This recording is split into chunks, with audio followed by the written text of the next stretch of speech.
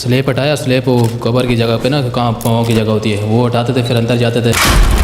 कितने मुर्दों के साथ ये कर चुके हो? ये 48 साल हो गए।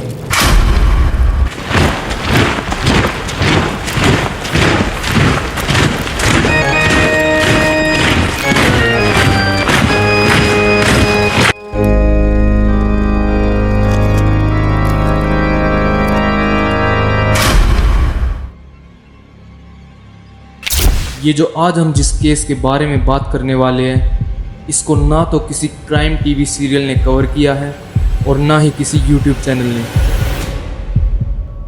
और ये एक ऐसा घिनौना क्राइम है जिसके बारे में तुम इमेजिन तक नहीं कर सकते कि ऐसा भी क्राइम हो सकता है। इस केस की डिटेल्स को पढ़ते हुए मेरे दिमाग में गंगूबाई का एक ही डायलॉग बार बार आ रहा था कि man can not be trusted even with dead body. तो मेरा नाम है पंकज और चलो शुरू से शुरू करते हैं। ये बात है सरगोदा के रहने वाले रियाज की, जिसकी उम्र थी 18 साल। रियाज काम की तलाश में सरगोदा से चल पड़ता है कराची की ओर। अब हम ठहरे लड़के किसी को एक दो बार मिल के आ जाए उससे ही दोस्ती कर लेते हैं। कुछ ऐसे ही रियाज की दोस्ती होती है वजीरा से। वजीरा जो कि कराची के एक कब्रिस्तान में कब्रों पर पानी डालने का काम करता था। कब्रों पर पानी मतलब मुस्लिमों में एक रिवाज या आदत मान लो कि किसी मुर्दा के दफन होने के बाद उसकी कब्र पर पानी डाला जाता है ताकि मुर्दा को शांति या फिर अल्लाह से मिलने का रास्ता सुगम हो। खैर back to the story, Wazira काम करता था कब्रों पर पानी डालने का और वजीरा कब्रिस्तान में बात कर कर रियाज को भी वहां पर काम दिलवा देता है, कब्रों पर पानी डालने का ही। अब रियाज वहां काम करने लग गया था और अब वहां पर कुछ दिन बीत जाते हैं। इन दिनों में रियाज क्या नोटिस करता है कि अंधेरा होते ही वजीरा जहां वे दोनों आराम करते थे उस जगह को छोड़कर बाहर चले जाता था और वो बाहर जाकर क्या करता था, एक कब्र को खोदने लगता था। अभी वजीरों को ये बात पता नहीं थी कि रियाज ने उसको ऐसा करते हुए नोटिस कर लिया है। खैर रियाज के दिमाग में ये बात घूमती रहती है कि एक कब्र को दोबारा से खोदना, इस बात को तो कोई लॉजिक ही नहीं है और आखिरकार कोई किसी कब्र को खोदना ही क्यों चाहेगा। इन बातों को सोच सोच कर रियाज एक दिन जाके वजीरा से पूछ ही लेता है।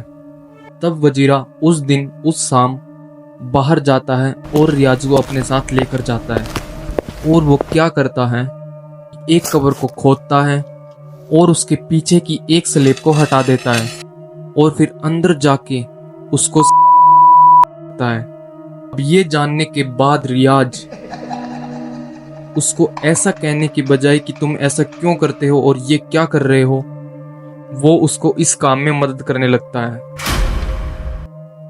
और वो दोनों ऐसा कैसे करते थे और वो कैसे पता लगाते थे कि वो लाश लड़की की है या लड़के की, अब वो बताता हूँ। अब दरअसल मुस्लिमों में क्या होता है, किसी भी लड़की या औरत की जो कब्र होती है उस पर पर्दा किया जाता है दूसरी कब्रों से, मतलब उसकी कब्र पर कपड़ा ढका जाता है, जिससे वजीरा और रियाज को पता लग जाता था कि वो जो लाश है किसी लड़की या औरत की है। और वो ऐसा गंदा काम सिर्फ उसी लाश के साथ करते थे जो कि शाम के वक्त आती थी, क्योंकि अगर वो दोपहर या सुबह के वक्त आती होती और वो रात को ऐसा करते तो तब तक वो गल सड़ चुकी होती थी। तो जो शाम को लाश आई होती थी उसको जब उसके रिलेटिव्स दाब कर चले जाते थे, तब वो शाम को अंधेरे में जब आसपास कोई भी आदमी या औरत नहीं होता था, तब वो उसकी कब्र को खोद कर पहले वजीरा अंदर जाता और फिर रियाज। मतलब इस आदमी तो है ही नहीं, इस हैवान को तुम क्या कहना चाहोगे? कितनी हवस भरी होगी इसके अंदर, तुम इसके इन काम से सोच सकते हो।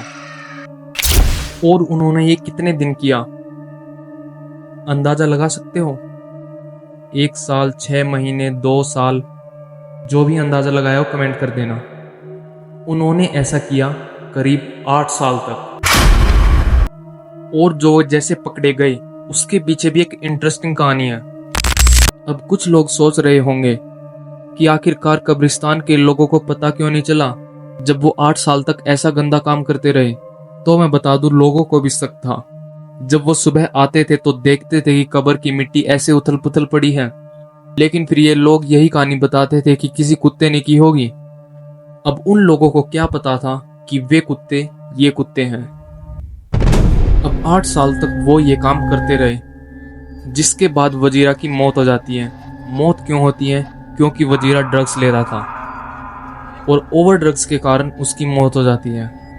जिसके बाद रियाज अकेला इस काम को अंजाम देता था। लेकिन फिर मुझे यही बात याद आती है कि हर एक कुत्ते का दिन आता है।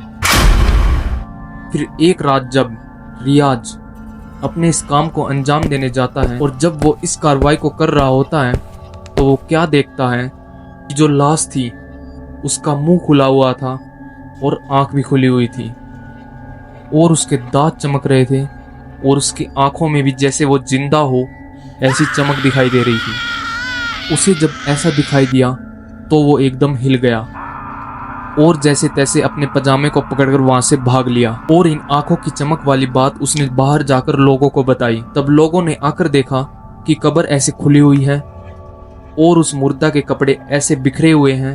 तब वो देखकर उसे समझ गए और वो जो लोगों की भीड़ थी रियाज पर टूट पड़ती है। रियाज के टुकड़े टुकड़े होने से पहले वहां पर पुलिस आ जाती है। यहाँ तक कि पुलिस का भी कहना यह था कि उसे नहीं पता था कि ऐसा भी कांड हुआ होगा।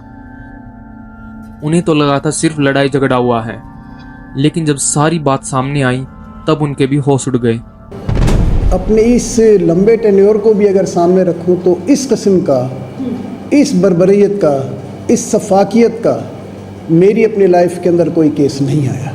ये अपनी और फिर जब रियाज अपना जुर्म कबूल करता है तब वो बताता है कि उसने करीब 8 साल में वजीरा के साथ तो 48 मुर्दों का बलात्कार किया और उसके बाद भी वो अकेला करता रहा और ये नंबर तो सिर्फ उसको याद थे, उससे कहीं गुना तो उसको याद भी नहीं थे। जब ये खबर पब्लिक होती है तब उन लोगों पर क्या बीती होगी जिनकी लड़की, माँ, बहन, औरत वहां पर दफन हुई होगी। इस केस में रियाज को फांसी की सजा दी जाती है और हर जो लड़की वहां पर दफन हुई थी उसका केस अभी तक चल रहा है। और अगर तुम्हें कोई क्राइम स्टोरी के बारे में जानना हो तो उसके बारे में कमेंट कर देना, मैं उस पर वीडियो बना दूंगा। बाकी वीडियो को लाइक करके जाना, पसीने देख सकते हो कितने आ चुके हैं।